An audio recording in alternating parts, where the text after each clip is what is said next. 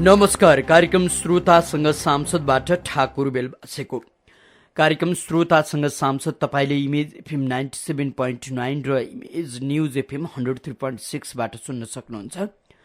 कार्यक्रममा हामीले मुलुकको पछिल्लो राजनीतिमाथि केन्द्रित रहँदै छलफल गर्छौं र सँगै मुलुकको विकास, विशेष गरी हाम्रा सांसदले आफ्नो क्षेत्रमा र सिंगो मुलुकका लागि विकासको कस्तो अवधारणा बनाएका छन्, यी विषयमाथि पनि हामी केन्द्रित रहेर छलफल गर्ने गर्छौं।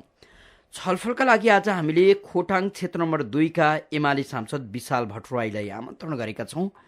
विशाल भट्टराईसँगको छलफलमा तपाईँ पनि सहभागी हुन चाहनुहुन्छ भने हाम्रो स्टुडियोको टेलिफोन नम्बर 40065525 मा फोन गर्न सक्नुहुन्छ।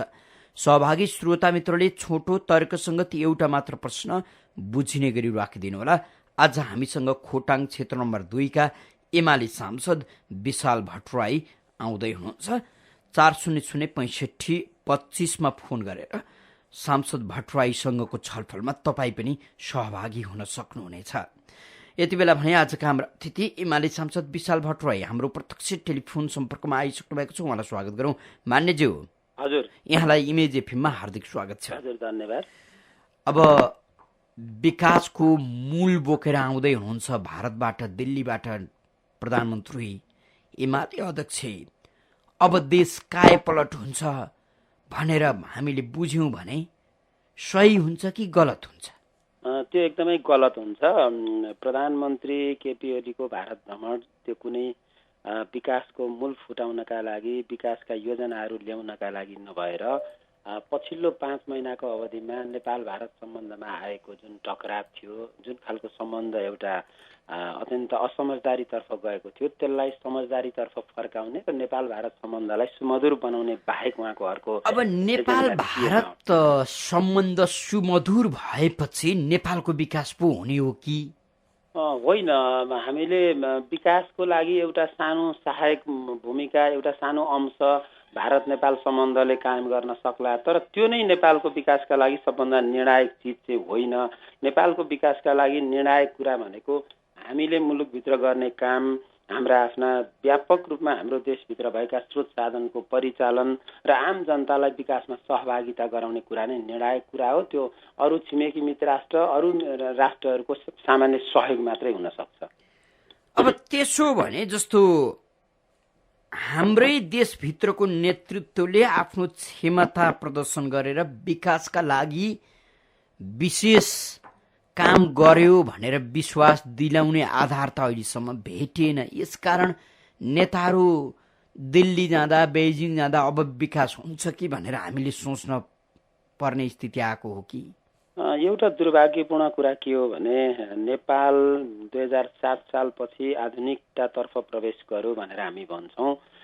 त्यही बेला भारतले पनि आफ्नो मुलुकलाई लामो एउटा चाहिँ पराधीनताबाट मुक्त गरेर स्वाधीनतातर्फ अगाडि बढ्यो।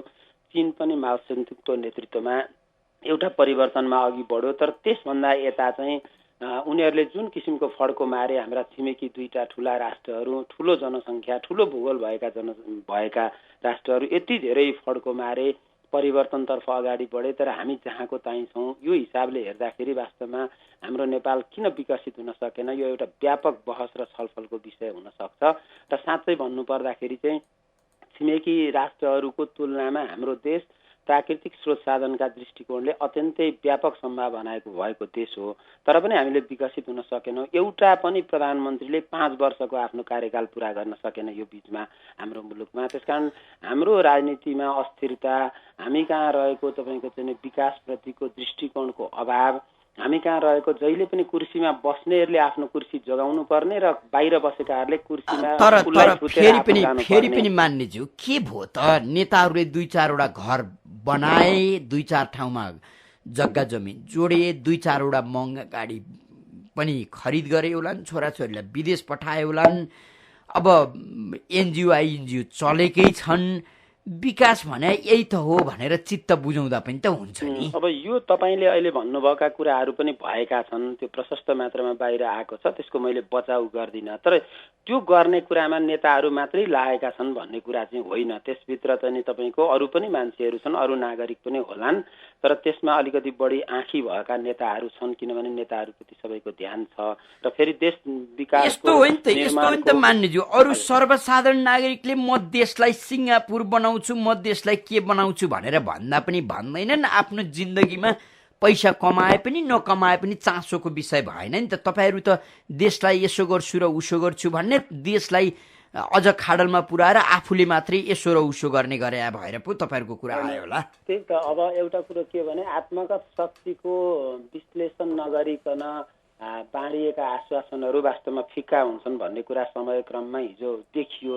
र अब विगतमा कतिपय नेताहरूले कहिले सिङ्गापुर बनाउँछौँ, कहिले चाहिँ अब के बनाउँछौँ भनेर जुन आश्वासन दिनुभयो त्यो वास्तवमा आफैमा बेठिक पनि थियो र कुनै दृष्टिकोण बेगर गरिएका ती क्रियाकलापहरूलाई ठिक कुनै पनि हालतमा किमासा पनि मान्न सकिँदैन। मैले भन्न खोजेको कुरा के हो भने दोषको भागीदार जति सबै नेता हुन्छन्, तर देखिरहनु भएको छ कर्मचारी प्रशासन कस्तो छ, तपाईँको चाहिँ अरू राज्य संयन्त्र कस्तो छ। उनीहरू अब यहीँनिर मानिजु, यहीँनिर फेरि कर्मचारी संयन्त्रभित्र कार्यकर्ता कसले हुल्यो, कार्यालयमा लगेर तपाईँले पार्टीका झन्डा कसले गाड्यो, न्यायालयमा आफ्ना कार्यकर्ता कसले भर्ती गर्यो, त्यो पनि तिनै कर्मचारीहरूले तपाईँहरूलाई प्रश्न गरे भने के जवाब दिने हो? होइन, अब त्यो कुरा के हो भने कर्मचारीहरू त्यहाँ भर्ती गरिए, पार्टीका कार्यकर्ता भर्ती गरिएको कुरा त होइन, किनभने उनीहरू लोकसेवा पास गरेर विधिपूर्वक चाहिँ आए। लोकसेवा पास गरेर गएका रहेछन् भने तिनीहरूलाई एमाले काङ्ग्रेसको माओवादीको टीका लगाइदिने काम त गर्नुभयो नि होइन? मेरो पनि यसमा एउटा सहमति तपाईँको कुरामा के चाहिँ छ भने ट्रेड युनियनका नाममा र कतिपय ठाउँमा तपाईँको सङ्गठन निर्माण गर्ने नाममा वास्तवमा निजामती प्रशासनका कतिपय विशिष्ट मूल्य मान्यताहरू कतिपय ठाउँमा भङ्ग भएका र वास्तवमा भन्नुहुन्छ भने नेपालको निजामती प्रशासन कतिपय ठाउँमा चाहिँ भत्ताभङ्ग भएको अवस्था चाहिँ साँच्चीकै हो र त्यसलाई सुधार गर्न होला। सम्भवतः अहिलेको सरकारले चैत 28 गते ट्रेड युनियनको एकीकृत चुनाव गर्ने अवधारणा अघि सारेको छ र बिस्तारै मलाई लाग्छ ट्रेड युनियन एउटा आधिकारिक ट्रेड युनियन निर्माण गरेर त्यसलाई पनि निश्चित नर्म्सहरू तोकिदिएर उसका अनुशासनका दायरा आचार संहिता तोकिदिएर उसले चाहिँ जनताप्रति सेवा गर्नै पर्ने तलब खाइसकेपछि त्यस्ता केही विधिहरू निर्माण गरेर र अनावश्यक जुन गतिविधि भइरहेका छन् त्यसलाई रोक्न एकदमै जरुरी छ। यो कुरा हामी पनि पटक पटक छलफल गरिरहेका छौँ। अब यो अतिचार भइसकेपछि पक्कै पनि समाधान आउला, तर यही मात्रै विकासको बाधक चाहिँ होइन ठाकुरजी। विकासका बाधकका अरू थुप्रै कुराहरू छन्। हामी कहाँ तपाईँको चाहिँ साँच्चै भन्नुपर्दाखेरि जलस्रोतको यति धेरै ठुलो सम्भावना छ, पर्यटनको यति धेरै सम्भावना छ, हामी कहाँ जङ्गल छ, जमिन छ, जडीबुटी छ, हामीसँग सारा स्रोत साधन हुँदै पनि त्यसको व्यापक परिचालन गर्ने र त्यसलाई परिचालन गर्न कसले रोक्यो, कसले छेक्यो के? आजसम्म छेक्नका कारणहरू पनि हामीले विश्लेषण गर्नैपर्छ ठाकुरजी। यसमा विश्लेषण गर्ने महत्त्वपूर्ण कुरा के हो भन्नुहुन्छ भने हामीले राजनीतिक स्थायित्वतर्फ मुलुकलाई लान सकेनौँ। कहिले पनि कसैको पनि बहुमत नहुने, बहुमत भयो भने पनि नटिक्ने, त्यसपछि तपाईँको चाहिँ वैदेशिक हस्तक्षेप व्यापक मात्रामा तलमा माइक्रो लेभलमा हुने, यी सब कुराहरूले वास्तवमा हाम्रो देश अब यो कुरा त तपाईँका मतदाताले निम्ताइदिएको कुरा होइन, तपाईँका कार्यकर्ताले निम्ताइदिएको त होइन। मतदातालाई र आम जनतालाई दोष दिने ठाउँ फिटिक्कै छैन। अब यसमा गर्नुपर्ने राजनीतिक नेतृत्वले नै हो। राजनीतिक नेतृत्व वास्तवमा चाहिँ अब दूरदर्शी भएन भनौँ वा चाहिँ तपाईँको भिजन बेगरको भयो भनौँ भने पूर्ववर्तीहरूलाई गाली गरेर मात्रै पनि भएन। त्यस कारणले अबको दिनमा के गर्ने भन्ने महत्त्वपूर्ण कुरा हो। विगतको समीक्षा गर्दै अब देश विकासमा हामी चाहिँ अगाडि बढ्नुपर्छ। असोज 3 गते आएको संविधानलाई त्यो दिनलाई प्रस्थान बिन्दु मानेर अब हामीले राष्ट्रको समृद्धिको अभियानमा लाग्नुपर्छ। अब त्यो दिनलाई विशेष गरी एमाले प्रस्थान बिन्दु मान्यो भनेर पत्याउने आधार थुप्रै छोडिएका छन्। जस्तो मन्त्रीमण्डल गठन गर्दा संविधानले तोकिएका सदस्यभन्दा धेरै बनाइयो, मुलुकमा 6 जना उप प्रधानमन्त्री दिइयो, चरम कालोबजारी भइरहँदा चुपचाप बसियो। अब अहिले दिल्ली गएर फर्किँदै हुनुहुन्छ प्रधानमन्त्रीज्यू, अब त्यसमा पनि केही कुराहरू देखिएलान्। अब प्रस्थान बिन्दु असोज 3लाई तपाईँहरूले बनाउनु भएछ, गजबै हुन्छ नेपाल भनेर पत्याउनु पर्यो। असोज 3 गते संविधान आयो। 7 दशकदेखि नेपाली जनताको एउटा उत्कट चाहना के हो भने आफूले छानेका प्रतिनिधिहरूका माध्यमबाट संविधान निर्माण गर्ने जनताको चाहना थियो र केही देशी विदेशी शक्तिहरू वास्तवमा नेपाल स्थायित्व र समृद्धितर्फ नजाओस् भन्ने चाहिँ एउटा गलत मनसायका साथ लागेका थिए र उनीहरूले असोज 3 गते आएको संविधानलाई त्यो संविधानलाई नमान्ने अस्वीकार गर्ने संविधान डढाउने र त्यसपछि त्यति मात्रै होइन नेपालका नागरिकहरूले खान लाउन नपाउन् भनेर आफ्नै देशको नाका बन्द गर्ने सम्मका हरकतहरू भए देखिहाल्नुभयो। हामीले 135 दिन लामो हडताल बन्द र नाकाबन्दी खेप्यौँ। त्यसले मुलुकमा अरबौंको क्षति गर्यो र साँच्चै भन्दाखेरि तपाईँको व्यापार व्यवसायहरू तहस नहस भए। यो चिज चाहिँ वास्तवमा नहुनु पर्थ्यो र त्यसको समाधान एक हिसाबले चाहिँ अब हुने दिशामा अघि बढेको छ भनौँ, सम्पूर्ण रूपले समाधान भइसकेको त देखिएको छैन। र यसलाई हामीले प्रस्थान बन्धु किन मान्न खोजेको हो भने अधिकारको लडाईँ हामी धेरै वर्ष लड्यौँ। अब हामीले अधिकारको लडाईँ होइन, अब हामीले समृद्धिको अभियानतर्फ जानुपर्छ र राष्ट्रलाई व्यापक रूपमा तपाईँको विकासमा अगाडि बढाउनुपर्छ, पूर्वाधारको विकास गर्नुपर्छ, चेतनाको विकास गर्नुपर्छ, शिक्षामा विकास गर्नुपर्छ भन्ने हामीसँग योजना थियो। तर देखिहाल्नुभयो 5 महिनासम्म हामीले त्यो दुर्भाग्य बेहोर्नु पर्यो। यसको मतलब चाहिँ अब सानातिना कुराहरू जस्तो मन्त्रीमण्डलका कुराहरू, मन्त्रीमण्डल कसैको पनि बहुमत छैन, आफू टिक्नका लागि जसले पनि अब सकेसम्म ठुलो बनाउन प्रयत्न गर्छ। आफू टिक्नका लागि संविधान च्यातचुत पार्ने एकदमै अब साँचो कुरा हो। संविधान उल्लङ्घन भएको होइन। संविधानमा त्यो अहिलेको अन्तरिम व्यवस्थापिकामा यति नै सदस्यीय मन्त्रीमण्डल बनाउने भन्ने किटानी व्यवस्था छैन। अब हुने संसदीय निर्वाचन पछि चाहिँ केन्द्रीय सरकार, संघीय सरकार 25 सदस्यीय मात्रै हुन सक्ने व्यवस्था चाहिँ गरिएको छ। धन्न तपाईहरुले जसो भने पनि जता लगे पनि हुने संविधान बनाइदिनु भएछ। होइन, त्यस्तो त होइन, प्रष्टै व्यवस्था छ ठाकुरजी। तपाईँ हामी जो कोहीले हेर्न अब मान्यज्यू जस्तो नि यो दोस्रो संविधान सभामा तपाईँ निर्वाचित भएर यहाँसम्म आइपुग्दा गर्वका साथ मैले यो काम गरेँ भन्ने कुरा के छ? अब गौरवका साथ भन्न सक्ने कुरा नै हाम्रो त पहिलो त संविधानै हो। किनभने मैले अघिल्लोचोटि तपाईँसँग यही इमेज एफएममा कुराकानी गर्दा पनि भनेका थिएँ हाम्रा 3टा दायित्वहरू छन् भनेर। पहिलो दायित्व संविधान निर्माण थियो, त्यो संविधान नबन्दै मैले तपाईँलाई भनेको कुरा स्मरण गरेँ, त्यो हामीले काम सम्पन्न गऱ्यौँ। अब त्यसले कति राम्रो नराम्रो के गर्यो त्यसको समीक्षाको विषय छँदैछ र हामी आफैले पनि कति भूमिका निर्वाह गऱ्यौँ त्यो जनताको बिचमा स्पष्ट छँदैछ। अब कतिपयले राम्रो गऱ्यौँ होला, कतिपयले राम्रो गरेनौँ पनि होला, कतिपय डढाउन लाग्यौँ होला, कतिपय तपाईँको चाहिँ स्थायित्वतर्फ जानुपर्छ भनेर लाग्यौँ होला। अब मेरो भूमिका के हो भन्ने सन्दर्भमा आम जनताको बिचमा स्पष्ट नै छ, मेरो क्षेत्रका जनताको बिचमा। अब दोस्रो कुरो भनेको खोटाङ जिल्ला जहाँबाट मलाई जनताले निर्वाचित गर्नुभयो त्यो ठाउँको विकासमा लाग्ने मेरो दोस्रो दायित्व थियो। त्यो दायित्वको सन्दर्भमा भन्नुहुन्छ भने निकै धेरै मेहनतपूर्वक काम गरियो।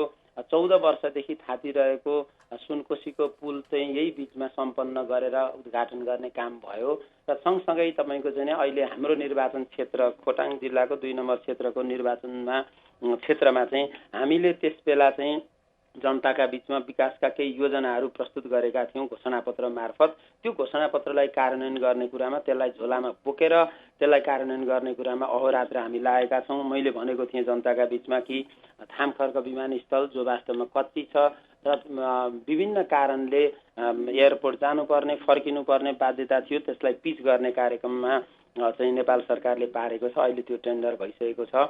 त्यसै गरी खोटाङको 2वटा नाका तल फोक्सिङटार र बङ्सिला घाट जो वास्तवमा कोशीमा तराईसँग जोड्नका लागि अवरोधको रूपमा रहेको थियो, फोक्सिङटारको पुल अब बन्न प्रारम्भ हुन लागेको छ भने बङ्सिला घाटको पुलको सर्वे भइरहेको छ र त्यसै गरी चाहिँ तपाईँको बाटोघाटो जोड्ने कुरामा त्यसबेला मैले निर्वाचन जित्दाखेरि मान्यज्यू जस्तो नि अब तपाईँहरूले भन्नुहुन्छ नि यो शिक्षा र स्वास्थ्य मानवीय आधारभूत आवश्यकता हुन्, यी 2टा क्षेत्रमा नै काम गर्न भ्याउनु भयो कि सोच्नै भ्याउनु भएन? होइन, सोच्न भ्याइयो।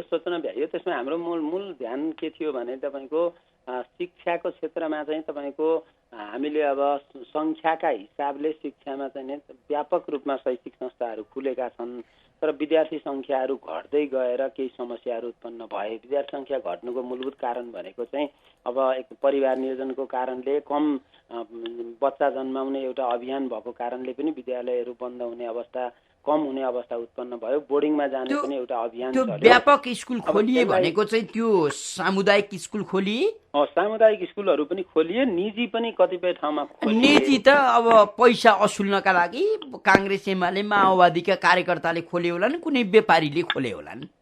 होइन, अब यसो गरौँ, जनताका गरिबका छोरा जसले गिटी फोड्दै गर्दा अथवा माटो बोक्दै गर्दाको डोको बिसाएर तपाईँलाई मतदान गर्न गएका थिए, तिनीहरूका छोराका लागि त छोरछोरीका लागि खोलिया स्कुल त होइन नि?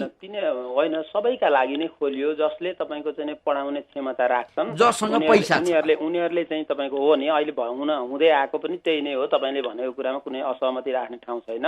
निजी विद्यालयमा पढ्ने, अलिकति बढी आफ्नो क्षमता भएकाहरूले पढाउने र सर्वसाधारणले सामुदायिकमा पढाउँदै आएको कुरा एकदमै साँचो हो। अहिले पनि देखिएको त्यही कुरा छ र दुईटै कुरामा हामीले सामुदायिक विद्यालयको गुणस्तर विकास गर्ने कुरामा चाहिँ पर्याप्त मात्रामा हामीले ध्यान दियौँ भने यता निजीमा खुलेकाहरूलाई कम्तीमा पनि उनीहरू पनि एउटा नियमभित्र बस्नुपर्छ, जथाभावी असुल्नु हुँदैन भन्ने कुरामा पनि हामीले ध्यान दियौँ। र तपाईँले सोध्दै हुनुहुन्थ्यो स्वास्थ्यको क्षेत्रमा चाहिँ, स्वास्थ्यमा हामीले दिक्तेल अस्पताललाई 50 शैय्याको बनाउने भनेर सरकारबाट निर्णय गराएका छौँ। अहिले पनि भुइँमा बिरामीहरू बस्नुपर्ने बाध्यता थियो। अब त्यो बिस्तारै हटाउने भनेर निर्णय त्यस बेलाको स्वास्थ्य मन्त्री खगराज अधिकारी हुँदाखेरि भएको छ र त्यसलाई अगाडि बढाउँदैछौँ।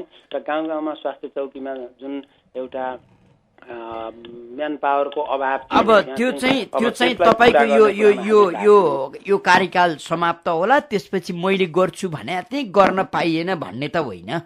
मलाई लाग्छ त्यस्तो भन्नु नपर्ला, त्यस बेलासम्म भइ नै सक्ला। त्यस कारणले गर्दा त्यसो भन्नु नपर्ला कि भन्ने लाग्छ मलाई। चिसापानी भन्ने मेरो निर्वाचन क्षेत्रमा एउटा प्राथमिक स्वास्थ्य चौकी थियो ठाकुरजी। त्यहाँ चाहिँ 20 वर्ष भयो त्यो स्थापना भएको, डाक्टर बसेको थिएन। जम्मी 20 वर्षमा 3 दिन डाक्टर बसेको अवस्था थियो। मैले निर्वाचन जितिसकेपछि धेरै हार गुहार गरेर अहिले त्यहाँ 2 जना डाक्टर बस्नु भएको छ। र सबभन्दा अर्को कुरा पनि एउटा स्मरण गराउन चाहन्छु, त्यो ठाउँमा चाहिँ उपचारको पक्ष त एउटा छँदै थियो।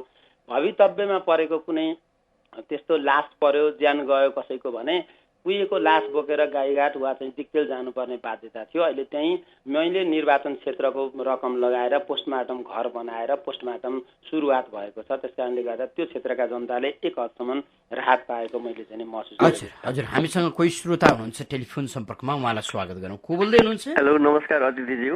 नमस्कार, म गङ्गा प्रसाद शर्मा नेपाली। हजुर, आयात प्रतिस्थापन गर्ने जलस्रोत योजना नेपालीको हक गुम्ने गरी कोशी, गण्डकी, महाकाली, कर्णाली अधिकार नै गुम्ने गरी भारतलाई सम्झौता गरिएको छ। यो खारेज वा संशोधन गरेर नेपाली नागरिकको शेयरबाट योजना चलाउन अब तपाईँ र तपाईँको पार्टीले के गर्छ? जवाफ दिनु। नेपालीजी धन्यवाद। अब एकदमै महत्त्वपूर्ण प्रश्न गर्नुभयो। विगतमा भएका कतिपय सन्धि सम्झौताहरू वास्तवमा नेपालको हितमा छैनन्। त्यो सर्वत्र सबै जनताले थाहा पाउने गरी स्पष्ट भइसकेकै विषय हो।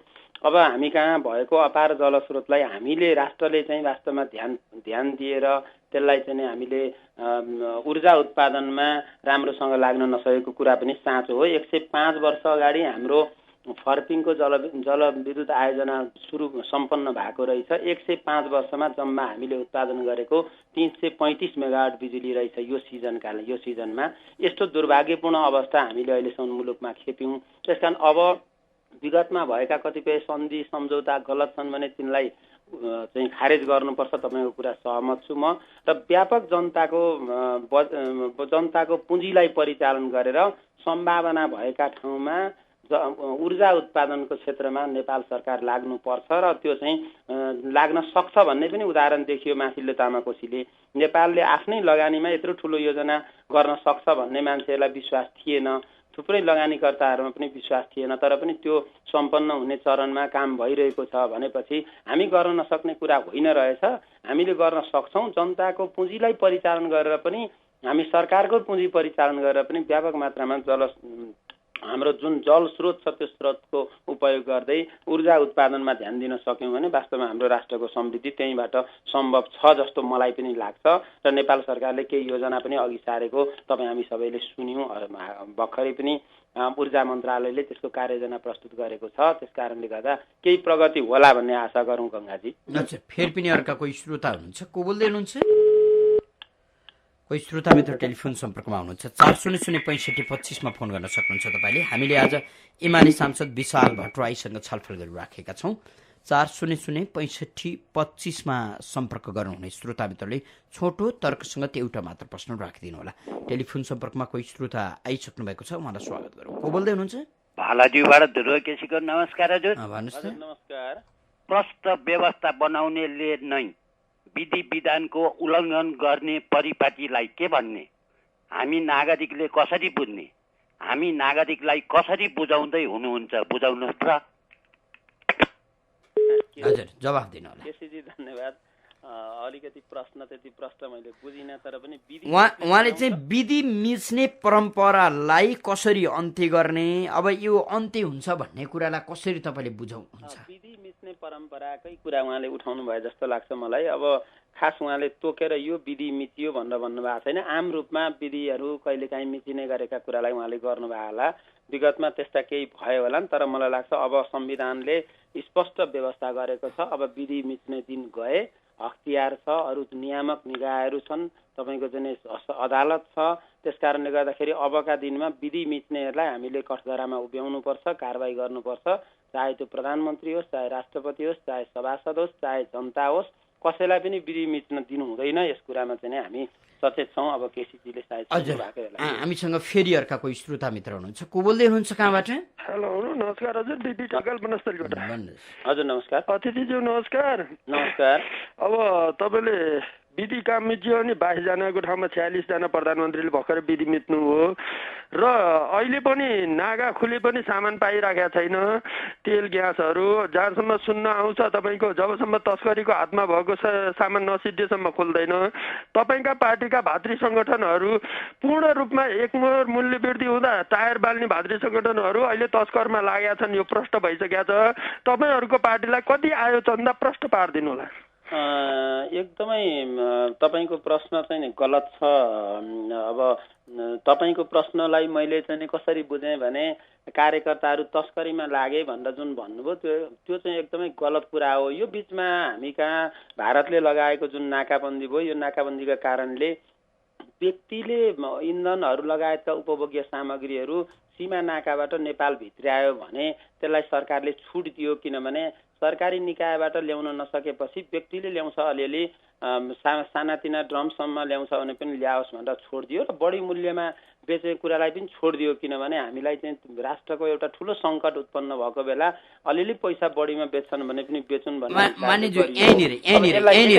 जस्तो अभावको बेला बढी तिर्दा छेलो खेलो हुने, पैसा ठिक्क मूल्य तिर्दा जति मूल्य पर्ने त्यसको तिर्दा नपाइने, यो चाहिँ के हो? अब अहिलेसम्म त्यो स्थिति किन त्यस्तो? सरकारी निकायबाट मलाई लाग्छ त्यस्तो तस्करी भएको जस्तो लाग्दैन। केही पेट्रोल पम्पहरूले बदमासी गर्दा अहिले पनि उनीहरू तपाईँको चाहिँ कारवाहीमा छन्, थाहै छ। केही मान्छे जेलमै छन् भन्ने पनि मैले चाहिँ सुनेको छु। त्यस कारणले गर्दाखेरि निजी स्तरबाट भएका कतिपय बदमासीहरू विशेष गरी तराईमा त्यस्तो भयो र तराई हुँदै त्यो काठमाडौँ आयो। 350सम्म प्रति लिटर तेल पेट्रोल चाहिँ जनताले किने खरिद गरे हामीले देखिरहेको अवस्था हो।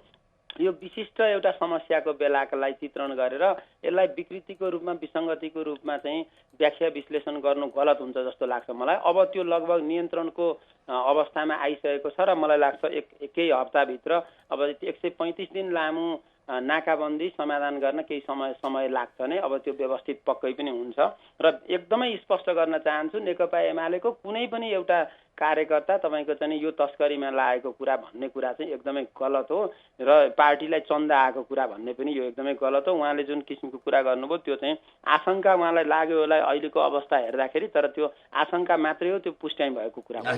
हामीसँग फेरि अर्का कोही श्रोता हुनुहुन्छ। को बोल्दै हुनुहुन्छ? को बोल्दै हुनुहुन्छ, कहाँबाट? ए हजुर नमस्कार। हजुर भन्नुहोस् न। म कृष्णहरू कुरा छ कि काठमाडौँबाट भट्टेकुलो। भन्नुहोस् न।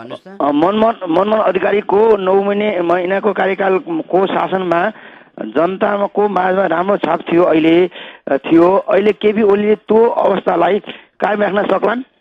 र अर्को प्रश्न, देशको आर्थिक क्रान्तिको लागि जलको विकासको लागि जिल्लामा हजुर जवाफ दिनुहोस् मानिज्यू। हजुर धन्यवाद छ। अब 9 महिने सरकारले गरेका राम्रा कामहरूको निरन्तरता होला वा नहोला वा त्यसलाई कटाउने हो कि एमालेको प्रतिष्ठा गुम्ने हो कि भन्ने चिन्ताको कोणबाट उहाँले कुरा अघि बढाउनु भयो। मलाई लाग्छ 9 महिने सरकार एउटा विशेष बेलामा चाहिँ एमालेको सरकार बनेको थियो, त्यसले गरेका केही महत्त्वपूर्ण कामहरू अहिले पनि जनतामा एउटा अमिट छापको रूपमा रहेका छन् र आज पनि नेकपा एमालेका कोही नेता कार्यकर्ताहरू गाउँमा गएर जनमत सिर्जना गर्नु पर्यो भने त्यही चिजलाई चाहिँ एउटा आधार बनाउँदै आउनुभएको छ। तर यो सरकार गठन भएको अवस्था भनेको अर्कै अलि भिन्न अवस्था हो। यो एकलौटी सरकार पनि होइन एमालेको, यसमा चाहिँ अघि पनि भनिहाल्नुभयो ठुलो मन्त्री परिषद छ र धेरै खाले मान्छेहरूलाई समेट्नुपर्ने बाध्यता उत्पन्न भएको छ। अब यसले के गर्ला भन्ने कुराको सन्दर्भ जहाँ छ, तपाईँ हामी सबैले देखेका छौँ केपी ओलीको नेतृत्वमा प्रधानमन्त्री उहाँहरूको नेतृत्वमा सरकार बनिसकेपछि यति ठुलो राष्ट्रिय सङ्कट भारतीय नाकाबन्दी मलाई त लाग्छ अरू कोही मान्छे भएको भए यो बेला चाहिँ तपाईँको लम्पसार परेर छिमेकी मित्र राष्ट्रसँग चाहिँ झुक्न जान्थ्यो होला। तर उहाँले स्वाभिमानी साथ के भन्नुभयो भने वीरगञ्ज नाका नखोलिकन म भारत भ्रमणमा जान्न भन्नुभयो। अन्ततः भारतले चाहिँ वीरगञ्ज नाका खोल्न बाध्य पनि भयो। उहाँ जानुभयो, नेपाल र नेपालीको शिर उच्चो राख्नु भएको छ। उहाँले स्वाभिमान साथ चाहिँ आफ्नो विचारहरू त्यहाँ प्रस्तुत गर्नुभएको छ। भारतीय नाकाबन्दी गलत हो भनेर उहाँले बोल्नु भएको छ। कतिपय पुराना सन्धि सम्झौताहरू पुनरावलोकन गर्नुपर्छ, ती नेपालको हितमा छैनन् भनेर उहाँले भन्नुभएको छ। र उहाँको जुन किसिमको त्यहाँ सम्मान भएको छ त्यो देख्दाखेरि मलाई लाग्छ एमाले गौरव गर्ने ठाउँ, केपीओलीले गौरव गर्ने ठाउँ छ र हामी कार्यकर्ताहरूले बोल्ने ठाउँ पनि यसपछिका कुरामा जहाँसम्म उहाँले आर्थिक उन्नतिका लागि जलस्रोतको उपयोग गर्ने कुरा भनेर उहाँले गर्नुभएको छ। अब थाहै छ तपाईँलाई, हामीले चाहिँ गोकर्ण विष्ट मन्त्री भएका बखतमा माथिल्लो तामाकोशी 456 मेगावाटको सुरुवात गर्नुभयो। त्यसपछि अहिले त्यो चाहिँ निर्माणाधीन अवस्थामा छ र अन्तिम चरणमा पुगेको छ। अरू थुप्रै आयोजनाहरू हुँदैछन् र अहिले पनि हाम्रो प्रधानमन्त्रीले अब 1 वर्षभित्र लोड सेडिङको अन्त्य हुन्छ भनिदिनु भयो। भारतमा गएर 80 मेगावाट जलविद्युतको स्विच अन गरेर उद्घाटन गरिदिनु भयो। 600-700 मेगावाट ल्याउने भनेर पनि प्रतिबद्धता भारतबाट मगाइसक्नु भएको छ। जलस्रोतको कुरा गर्नुहुन्छ, 80-85 हजार मेगावाटको विद्युतको भाषण पनि गर्नुभएकै छ। यसकारण पनि गजबै गर्नुभयो नि। अब एउटा कुरा के हो भन्नुहुन्छ भने हामी कहाँ विद्युत उत्पादन पर्याप्त मात्रामा भएन, अघि पनि भनिहालियो। यदि ऊर्जालाई मात्रै हामीले चाहिँ 1 सेकेन्ड पनि विद्युत नजाने गरी हामीले घर घरमा बिजुली दिन सक्यौँ भने वास्तवमा राष्ट्रको समृद्धिको सबभन्दा महत्त्वपूर्ण आधार त्यही हुन्थ्यो।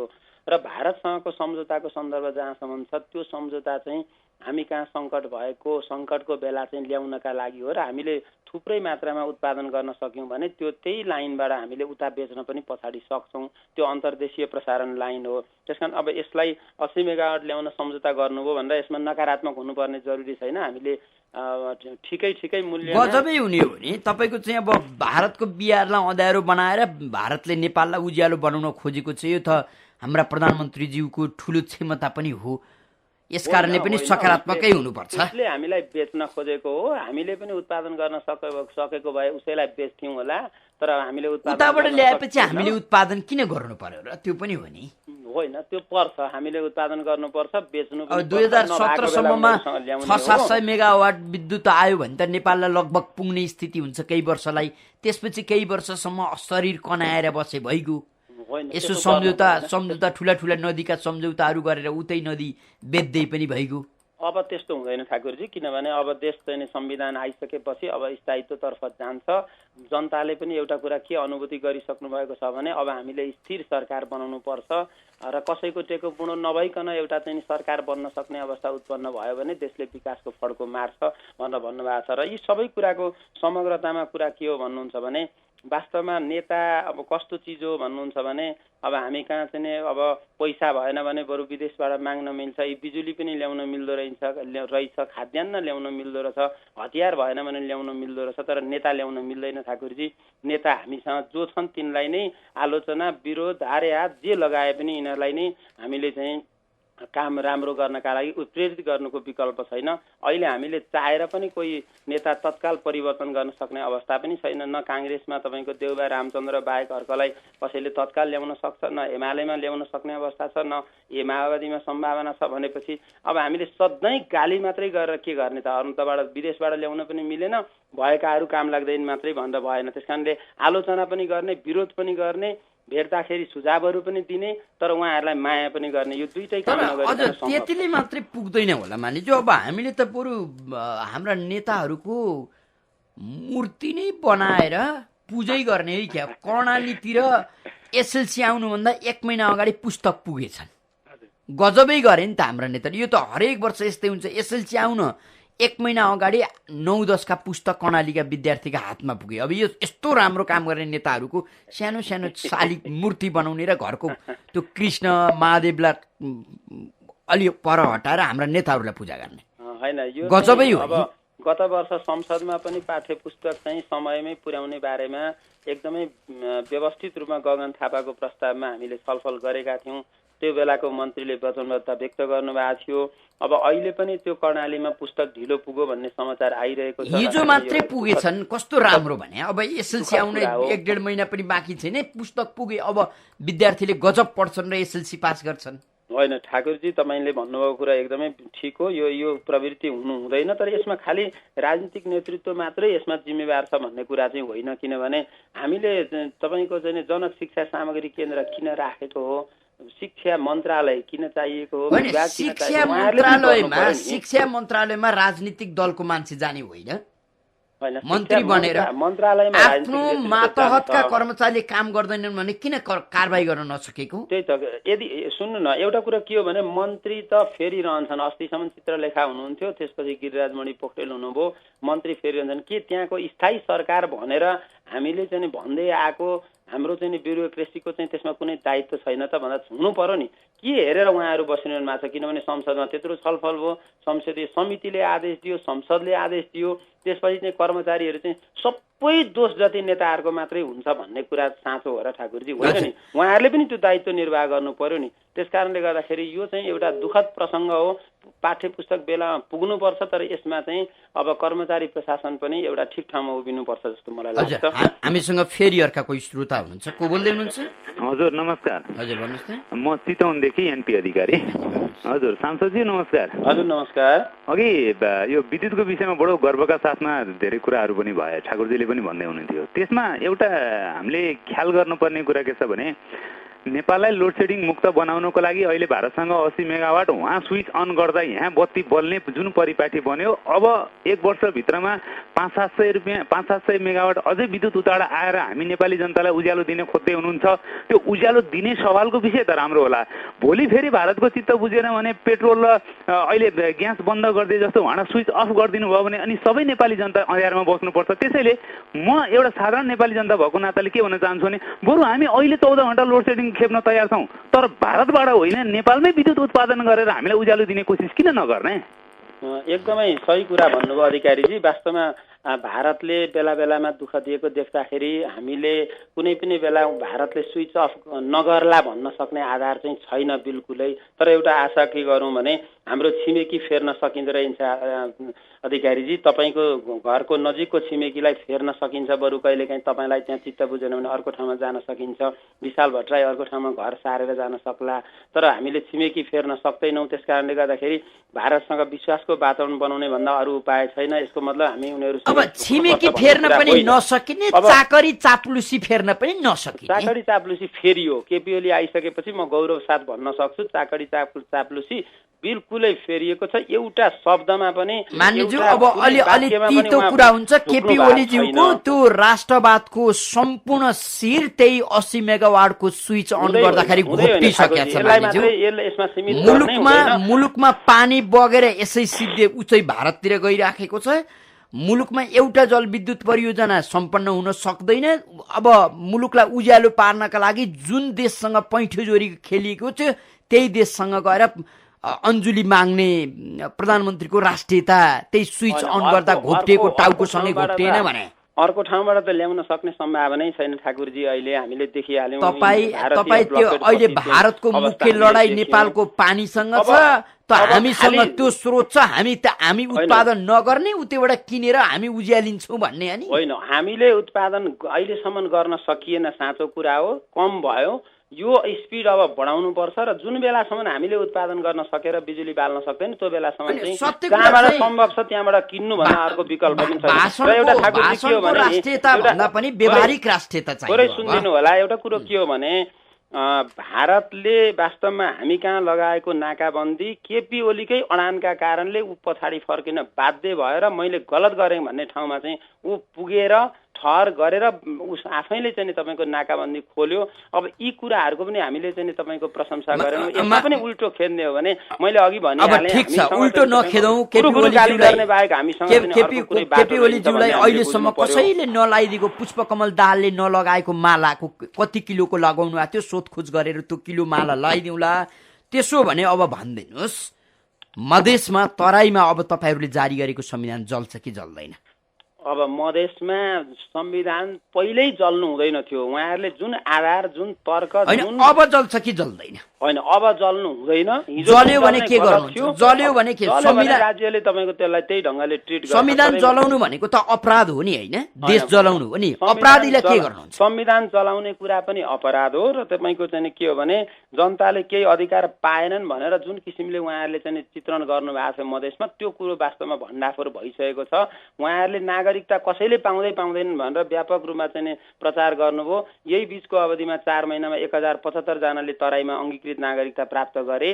तपाईँको चाहिँ संविधान कार्यान्वयन गर्ने कुरामा हामीले 193 वटा चाहिँ संविधानसँग बाजिएका ऐनहरू संशोधन गरेर त्यसलाई कार्यान्वयन गर्न प्रारम्भ गर्यौँ। मलाई लाग्छ अब नेपाली काङ्ग्रेसको महाधिवेशन पछि अब काङ्ग्रेससँग व्यापक सहमति गर्दै हामीले स्थानीय निर्वाचनको घोषणा गर्नुपर्छ। त्यसपछि तपाईँको चाहिँ प्रदेशको चुनाव गर्नुपर्छ र संविधान कार्यान्वयनको दिशामा अगाडि बढ्नुपर्छ। प्रदेश प्रमुखहरू तोक्नुपर्छ र देशमा जनप्रतिनिधिको जुन अभावको यत्रो दशक हामीले खेप्यौँ, अब त्यसबाट मुक्त भएर जनप्रतिनिधिलाई स्थापित गर्नुपर्छ। अनि मात्रै अघि भने जस्ता तपाईँको विकासका चाहिँ सम्भावनाहरू अझ बढेर जान्छन्। त्यसकारणले गर्दाखेरि अब संविधान कसैले डराउला कि भनेर अब डराएर हुँदैन।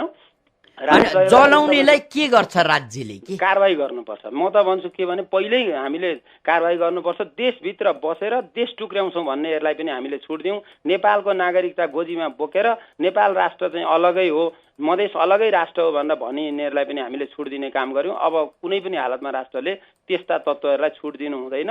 संविधानमा एक शब्द पनि कुनै पनि भाग कुनै पनि धारा उपधारामा कसैप्रति विभेद गरेको छैन। चाहे त्यो जातीय हिसाबले होस्, भाषिक हिसाबले होस्, क्षेत्रीय होस्, लैङ्गिक होस्, सामुदायिक होस्, कुनै हिसाबले पनि विभेद गरेको छैन। तर उहाँहरूले संविधानलाई विकृत ढङ्गले प्रचार गरेर संविधान चाहिँ केही दिएन, संविधान गलत हो भनेर जुन प्रचार गर्नुभयो त्यसलाई अब कुनै पनि हालतमा छुट दिनु हुँदैन राज्यले र संविधान कार्यान्वयनको दिशामा जानुपर्छ जस्तो मलाई लाग्छ। मानिसजी, यहाँले आफ्नो व्यस्त समय इमेज एफएमलाई उपलब्ध गराइदिनु भयो, धेरै धेरै धन्यवाद दिन्छौँ। हजुर, धन्यवाद। हजुर, आदरणीय श्रोता, कार्यक्रम श्रोतासँग सांसदमा आज हामीले खोटाङ क्षेत्र नम्बर 2 का एमाले सांसद विशाल भट्टराईसँग छलफल गर्यौं। कार्यक्रम सुनेर र कार्यक्रममा आफ्नो सहभागिता जनाइदिएर साथ दिनुहुने सम्पूर्ण श्रोता मित्रलाई धेरै धेरै धन्यवाद दिँदै सहकर्मी मित्रद्वय बुकेश महर्जन अनि अनित साकेका साथमा ठाकुर बेलबासे बिदा हुन्छु। नमस्कार।